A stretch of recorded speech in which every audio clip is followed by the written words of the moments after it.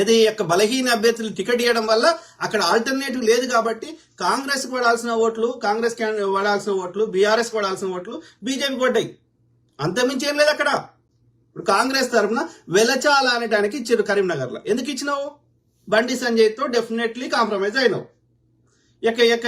ఏది మన ఈటల రాజేందర్ గెలిచిండు. అక్కడ ఏంది, అక్కడ లోకల్ ఉన్న క్యాండిడేట్ ఇవ్వకుండా వేరే నియోజకవర్గంలో ఉన్న వాళ్ళని తీసుకొచ్చి ఈడ ఇచ్చిండు.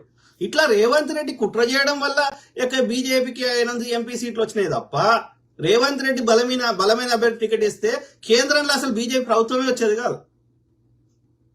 దానికి తోడు అక్కడ డీకే శివకుమార్ సేమ్ స్టోరీ. ఇది కాకుండా ఏది ఎంఐఎం పార్టీ ఉత్తరప్రదేశ్ లో 87 సీట్లలో కాంగ్రెస్ ని ఓడగొట్టింది 2600 ఓట్లతోటి. హిందువులను తిట్టిపిస్తాడు. ఇప్పుడు ఇందరి మీద సిబిఐ ఈడీ జరుగుతుంది, ఎంఐఎం మీద ఇప్పటి జరగదు.